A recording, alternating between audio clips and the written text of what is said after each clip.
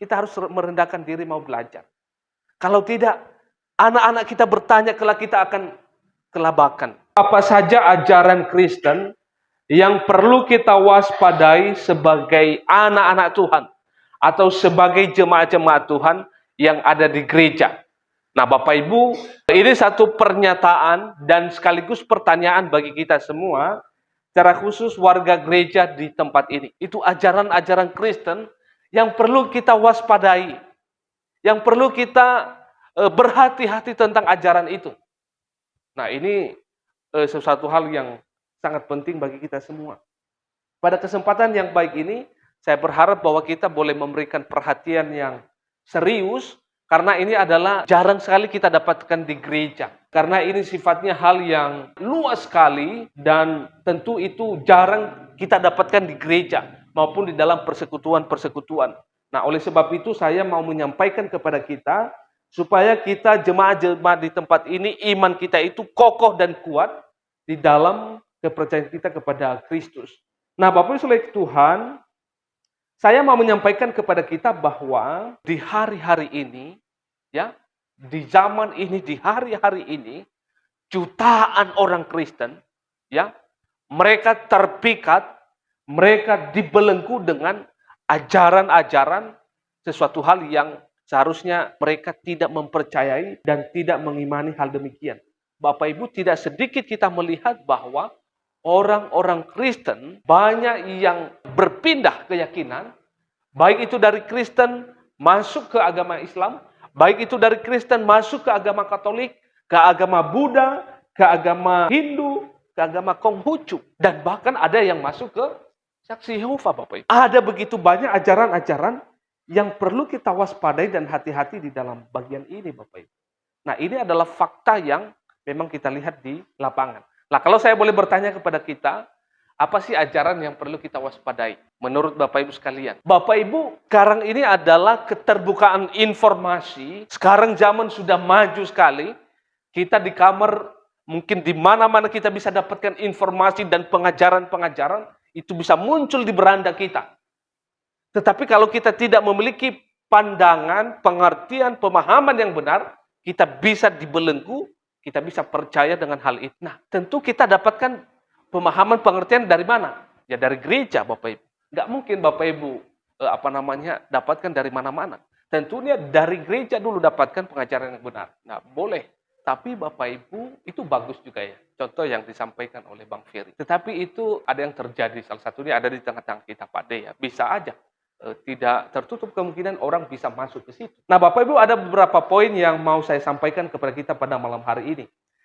Kira-kira ada 7 poin nanti yang perlu kita waspadai. Sebenarnya banyak sekali yang perlu kita waspadai tentang ajaran-ajaran Kristen yang itu masuk di dalam gereja. Pertama itu adalah Bapak Ibu tentang Allah Tritunggal. Bapak Ibu, kalau saya boleh bertanya kepada kita semua pada malam hari ini, bagaimana Bapak Ibu menjelaskan tentang Allah Tritunggal? Bapak Ibu, salah satu yang paling menantang tentang Allah Tritunggal itu banyak sekali ya. Salah satunya Saksi Yehova. Kalau saya boleh bertanya kepada kita semua pada malam hari ini, bagaimana Bapak Ibu menjelaskan tentang Allah Tritunggal? Oh iya Pak, Allah Tritunggal itu Allah Bapa, Anak, dan Roh Kudus. Berarti Allah kita 3 dong. 1 Pak, 1. Tapi 3 gitu. Gimana menjelaskannya? Kalau saya boleh bertanya kepada kita. Ada yang bantu saya jelaskan? Bapak Ibu, ada? Tapi kalau misalnya ditanya Pak, berarti kalau itu 1, Allah itu menurut Bapak terbatas atau tidak Pak? Tidak. Tapi telur itu terbatas apa enggak? Terbatas. Berarti cocok enggak itu ilustrasinya? Bertanya dulu. Nah, ini hanya seandainya saja misalnya. Seandainya. Nah, misalnya telur itu tadi misalnya ada terdiri dari apa? Kulit putihnya dan kuning. Tetapi itu satu kesatuan tetap telur. Kalau ditanya lagi, Allah yang kita sembah sebagai orang Kristen, Allah yang terbatas atau tidak? Misalnya nih, orang Kristen sedang menyembah Tuhan di sini. Tetapi di Israel sana juga ada yang menyembah Tuhan. Di Korea sana ada yang menyembah Tuhan. Berarti banyak Tuhan dong. Di mana-mana ada Tuhan. Sedangkan telur tadi, bisa nggak itu? Oh enggak. Gimana? Nah Bapak Ibu, itu kalau diperhadapkan kita tentang hal-hal semacam ini ya, kita itu harus belajar benar. Kita harus belajar Bapak Ibu. Kita harus merendahkan diri mau belajar. Kalau tidak, anak-anak kita bertanya kelak kita akan kelabakan. Begitu ya. Kita harus mau belajar Bapak Ibu. Nah Bapak Ibu, saya pernah mengajarkan ya kepada kita tentang alat terhitung. Saya pernah, Bapak Ibu mungkin lupa gitu ya. Nah tetapi dalam kesempatan ini hanya secara ringkas saya mau menjelaskan tentang alat Tritunggal itu. Nah Bapak Ibu, alat Tritunggal itu yang kita kenal Bapak Ibu masih ingat tentang kisah pada saat Yohanes membaptis Tuhan Yesus? Bapak Ibu masih ingat? Di surat Injil, itu di dalam Matius pasal 3 ayat 16 sampai 17. Di mana pada saat itu adalah Yesus dibaptis oleh Yohanes. Itu adalah Yohanes. Nah pada saat itu Yohanes membaptis Tuhan Yesus, maka turunlah Roh Kudus dalam bentuk apa? Burung merpati.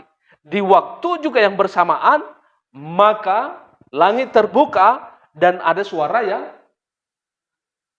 berseru.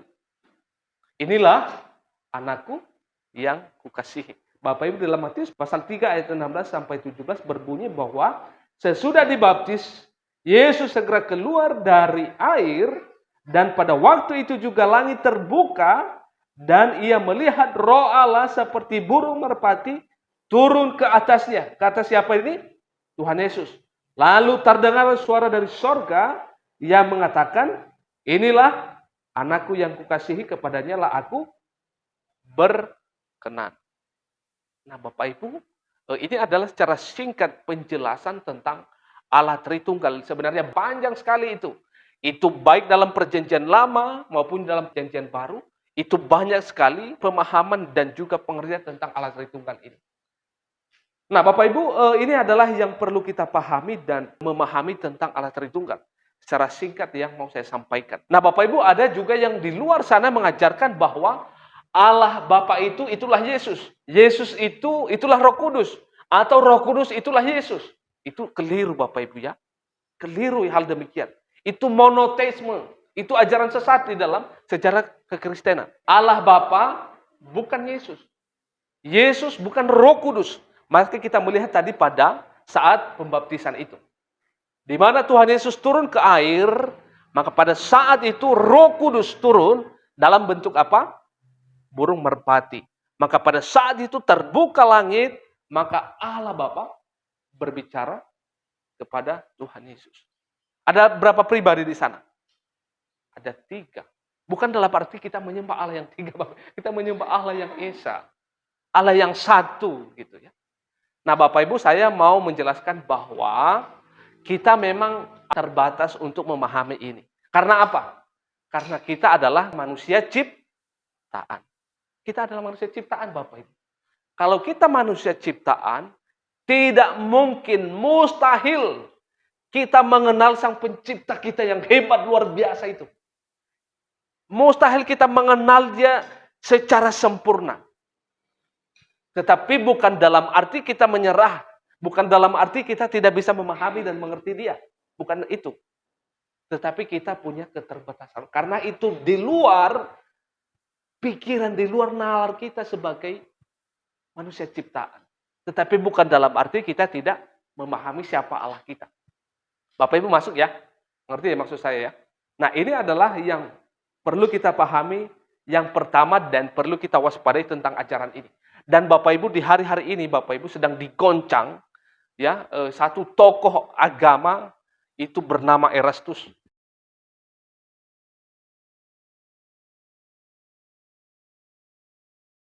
Dia tidak mengakui tentang Allah Tritunggal. Dan ini adalah poin jantung kekristenan Bapak Ibu. Nah, kalau hal ini sudah salah, sebetulnya akan salah. Dan kita menyembah Allah yang keliru, yang salah. Dan ujung-ujungnya kita bukan lagi fokus kepada Alkitab. Kita tidak lagi menyembah kepada Allah yang benar. Akhirnya apa? Kita mati masuk neraka, Bapak. Karena apa? Penyembahan kita salah. Nah, itu sangat penting untuk kita memahami hal ini.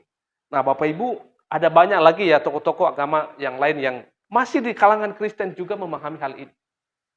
Salah tentang pengertian ini. Nah, itu secara singkat yang boleh saya sampaikan. Itu poin yang pertama. Teman-teman silakan ikuti media sosial ini Dan jangan lupa untuk like, komen, dan bagikan tayangan ini supaya menjadi informasi bermanfaat bagi teman-teman di luar sana yang belum mengetahui hal ini. Salam sehat, tetap semangat, Tuhan Yesus memberkati kita semuanya.